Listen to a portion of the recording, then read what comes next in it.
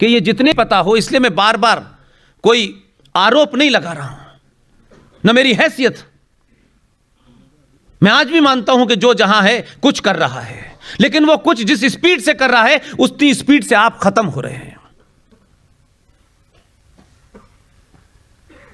Parliament में कानून बन गया कि जितने भी इस्लामिक जिहादी आक्रांत आए थे, उन्होंने भारत के हजारों मंदिरों को तोड़ा। किसी मंदिर को मस्जिद में कन्वर्ट कर दिया, किसी को मजार में कन्वर्ट कर दिया, किसी मंदिर के अंदर ही मस्जिद बना दी उन्होंने। ये तमाम सारी चीजें हुई। उनकी गिनती कोई 20,000 से ज्यादा है, लेकिन हमारे हिंदुओं को सिर्फ यही पता है, मथुरा, काशी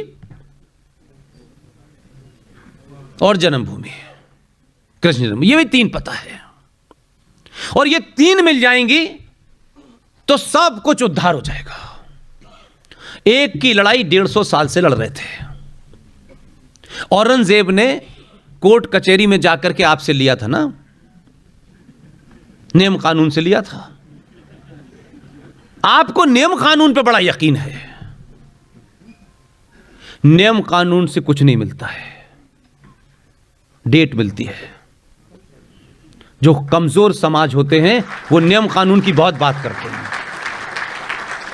इसलिए अपने पुरुषार्थ का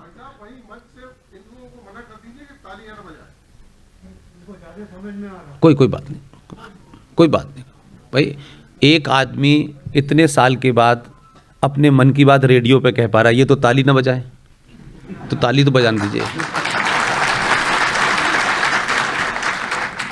प्लेसेस ऑफ वर्शिप एक्ट के तहत यह कहा गया कि ये जितने भी 40,000 मंदिर हैं, इन मंदिरों की 15 अगस्त 1947 को जो स्थिति थी, जो स्टेटस को था, वो एज इट इज रहेगा और भारत की सुप्रीम कोर्ट में इनके खिलाफ कोई पिटीशन एक्सेप्टेबल नहीं होगी।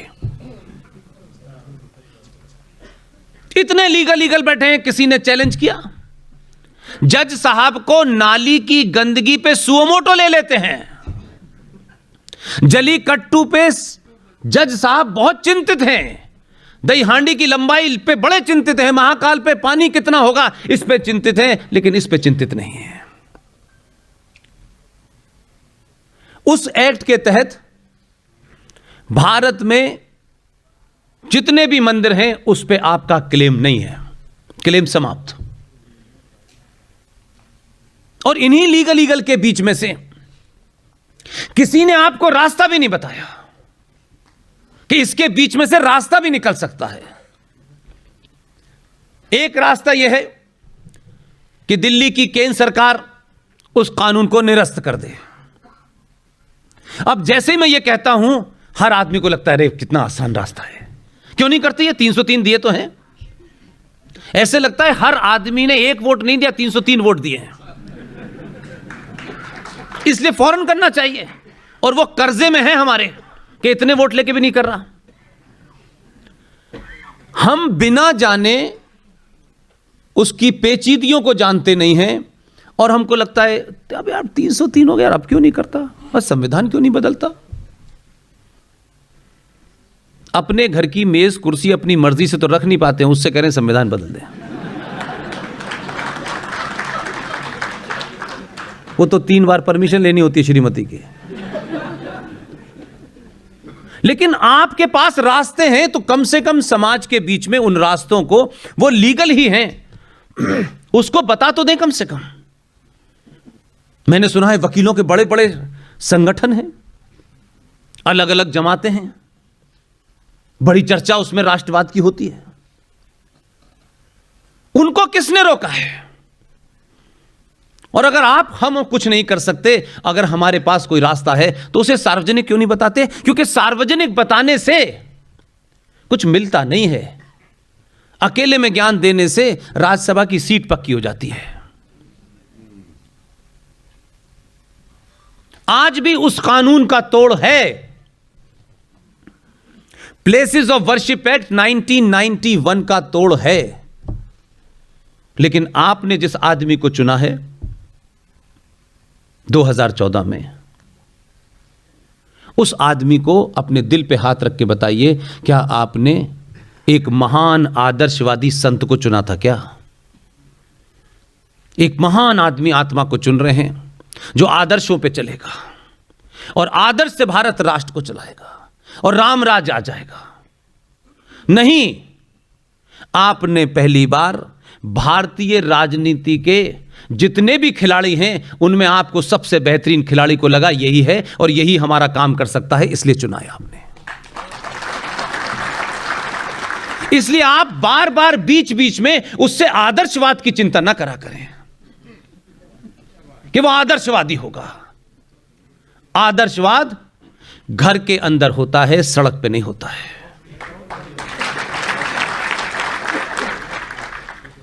इसलिए उस आदर्शवादी जिसे वो बताता तो है दुनिया को सबका साथ, लोग कहते हैं कितना आदर्श वाक्य है।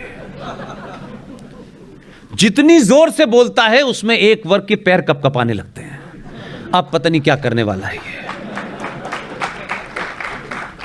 इसलिए नेता चुनते वक्त नेता में यह ध्यान रखें कि वो देश के जितने बड़े बड़े गुंडे अंदर बाहर हैं, जितने जिहादी हैं, उनको उसी भाषा में जवाब दे सके, उसको चुनिए, आदर्शवादी को मत चुनिए। ये जो पूरा कालखंड है, ये कालखंड अभी चलेगा 15-20 साल तक। एक दिन में सब कुछ हो गया और एक दिन में ऐसा हो गया, ये नहीं हो सकता। क्या गुजरात के विकास जिसे आपने कभी नहीं देखा, उस विकासवीर सिंह चौहान को, लेकिन क्या इस पे चुना था? आपने इस पे चुना था कि जो लोग हमें 900 साल से डरा रहे थे, इसने 2002 में उन्हें डरा दिया।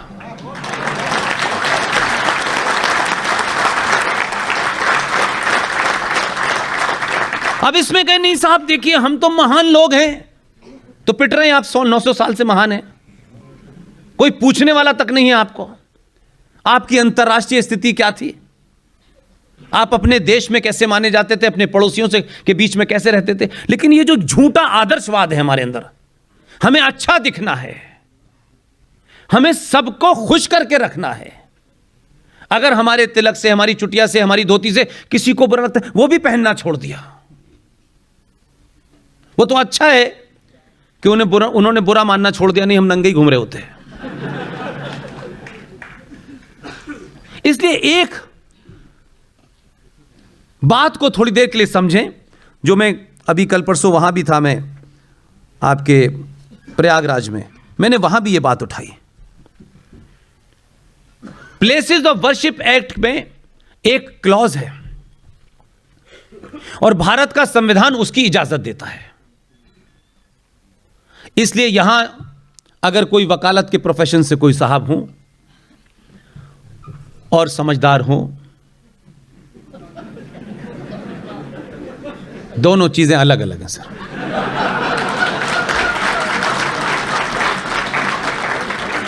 इसलिए मैं किसी की शान में गुस्ताखी नहीं कर रहा, ऐसी कोई बात नहीं, दिल पे मत लीजिए मेरी बात।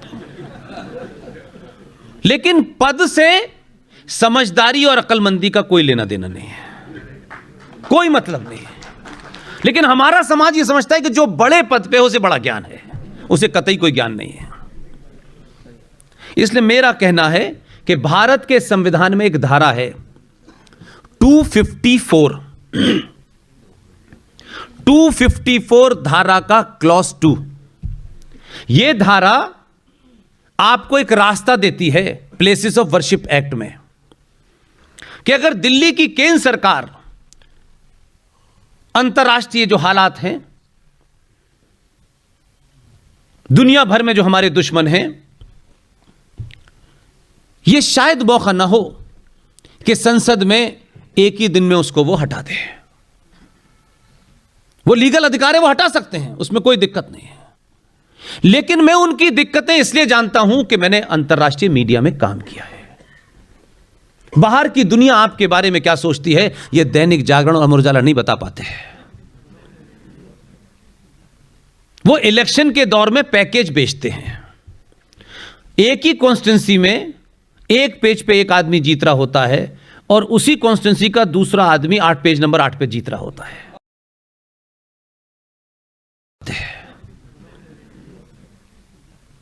वो इलेक्शन के दौर में पैकेज बेचते हैं। एक ही कॉन्स्टिट्यूंसी में एक पेज पे एक आदमी जीत रहा होता है और उसी कॉन्स्टिट्यूंसी का दूसरा आदमी 8 पेज नंबर 8 पे जीत रहा होता है। इसलिए 254 क्लॉज 2 ब्रैकेट में यह धारा भारत के संविधान की इस बात की इजाजत देती है, प्लेसेस ऑफ वर्शिप एक्ट में, कि कोई भी राज्य, वो मध्य प्रदेश हो, क्योंकि आपने 3 ईमानदारी की और एक बेईमानी की सरकार बनाई है। 3 बार ईमानदारी की बनाई, तब भी यह कोशिश नहीं की, और एक बार वापस ले ली झटके से, तब भी कोशिश नहीं कर रहे, तब भी इस बात का डर नहीं लगा कि चली गई थी, बड़ी मुश्किल से आई है, कम से कम यह मौका तो न गंवाएं। इस पे भी उन्होंने कुछ नहीं करा। उनको लगता है बड़ी बड़ी बातें करते रहो। मैंने सुना है कि कुछ थोड़ा बहुत योगी का असर आ गया उनमें। एक बार कहीं भाषण दे रहे थे, मैंने जब उनका भाषण देखा, माफ कीजिएगा मैं बड़ी इज्जत करता हूं उनकी निजी पर्सनालिटी पे सवाल न लें, वो कह रहे थे मैं जमीन में गाड़ दूंगा, वो उस वक्त खुद ही हिल रहे थे। मैंने कहा ये किसी शब्द को बोलो, उसकी मर्यादा तो रखो यार। उस शब्द के माने भी इतने डरपोक लग रहे हैं यार, पता नहीं यार खुद जा रहे हो या गाड़ रहे हो, क्या कर रहे हो यार, हिले जा रहे हैं। वो मामा से कहिए कि मामा बहुत होते हैं 20 साल जीवन में, कुछ कौमें ऐसी हैं कि 24 घंटे में अपना एजेंडा पूरा कर लेती हैं।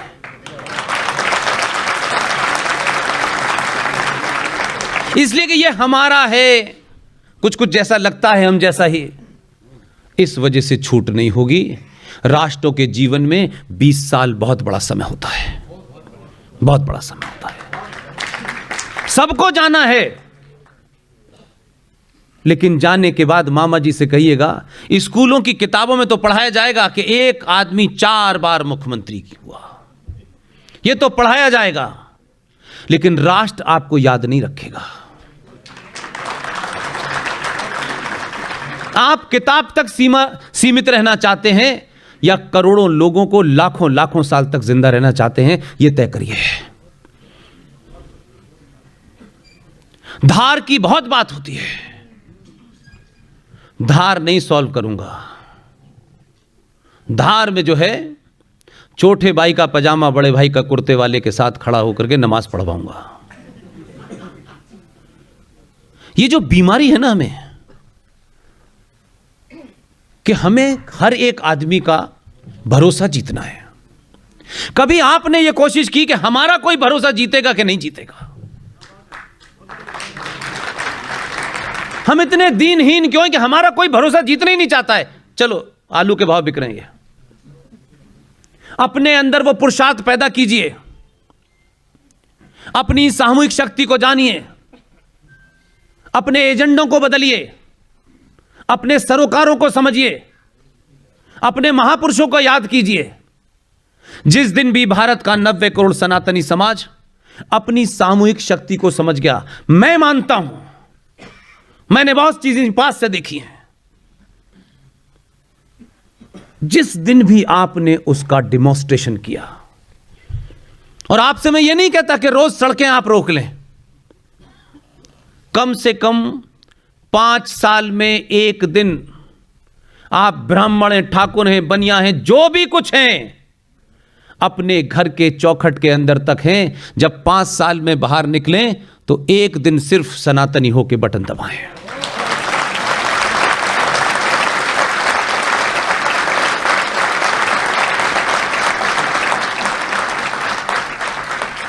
अपने निजी स्वार्थ महत्वाकांक्षाओं से ऊपर उठें और सोचें कि आप सरकार सड़क बनाने के लिए नहीं चुन रहे हैं। सड़कें बहुत बार बनेंगी, टूटेंगी, जब तक दुनिया में लोग रहेंगे ये होता रहेगा। बेरोजगारी भी आएगी, कीमतें बढ़ेंगी भी घटेंगी, ये परमानेंट चीजें नहीं हैं। इसलिए मैंने कहा देश भारत कई बार टूटा है, राष्ट्र नहीं टूटा। पाकिस्तान ऑक्युपाइड कश्मीर आप नहीं गए होंगे, मैं चला गया। मां शारदा जो पीठ है हमारी, कुछ लोग व्हाट्सएप देखते देखते, पुष्पेन पाकिस्तान ऑक्युपाइड कश्मीर कब लिया जाना है, मैंने कहा कल जाऊंगा बाजार से ले आता हूं। कुछ पता नहीं है, यह भी नहीं पता एग्जैक्ट कहां है, लेकिन लेने की इतनी जल्दी है पूछो मत। पाकिस्तान ऑक्युपाइड कश्मीर में मां शारदा का मंदिर है जो खंडित है, लेकिन आपकी ताकत देखिए, उस मंदिर में हर रोज दिया जलता है, हर रोज जलता है। कोई है जो आके जला जाता है। हमारी एक शक्तिपीठ है हिंगला माता, वो पाकिस्तान के बलूचिस्तान के अंदर है। आप नहीं गए, मुझे ऊपर वाले ने 12 साल की नौकरी में ये सब दिखाया था। हिंगला माता की स्थिति बहुत अच्छी नहीं हो सकती, लेकिन हिंगला माता में रोज भजन पूजन हो रहा है। यह है राष्ट्र की शक्ति। राष्ट्र को नहीं तोड़ पाए वो अभी भी। जमीन के टुकड़े को अलग करना राष्ट्र का टूटना नहीं होता है। इसलिए प्लेसेस ऑफ वर्शिप एक्ट में मामा से कहिए कि धार में आप जो खेल कर रहे हैं वो ठीक नहीं है, और उनसे कहिए कि आप किसी और को भी चांस दीजिए।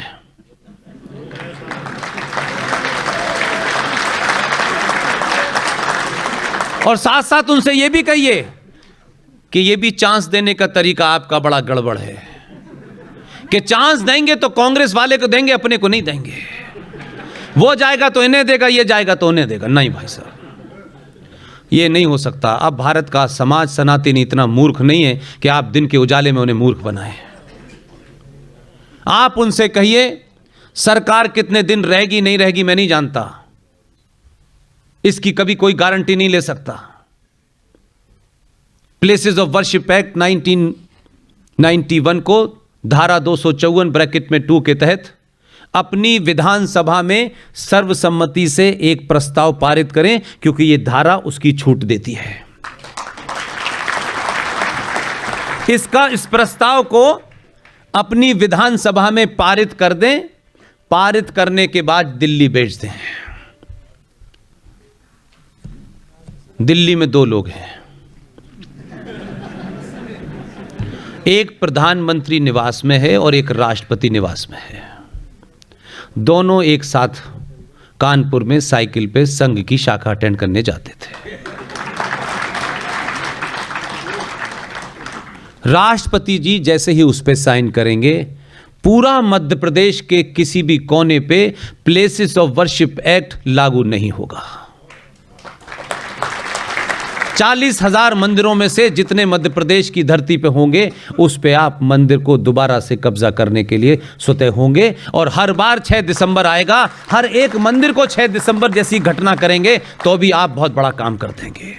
उसके लिए आपको मोदी का इंतजार नहीं करना पड़ेगा, 70 साल तक किसी हिंदूवादी सरकार का इंतजार नहीं करना पड़ेगा। इस बार नहीं मैं थोड़े दिन और नहीं, बल्कि उनसे कहिए कि हम ही वापस ले लेंगे अगर आप ये नहीं करेंगे तो। डर के बिना वो मां जिस बच्चे को जन्म देती है, वो 5 साल का बच्चा भौ के बगैर दूध नहीं पीता है। मां को भी कहना पड़ता है उसे डरा करके काम कराना पड़ता है।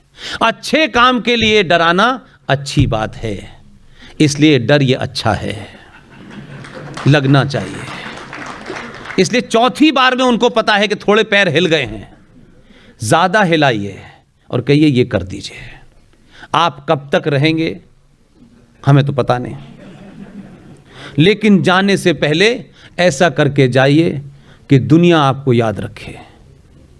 हम औरंगजेब से लेके शिवाजी सबको याद करते हैं अलग अलग कारणों से। क्या शिवाजी ने कैसा राज चलाया इसलिए याद करते हैं? अहिल्याबाई होलकर ने कितना अपना राज अच्छा चलाया? हम ये जानते हैं कि अहिल्याबाई होलकर ने राज भी चलाया और काशी में जाकर के मंदिरों को जीर्णोद्धार भी किया। इससे हम उन्हें जानते हैं।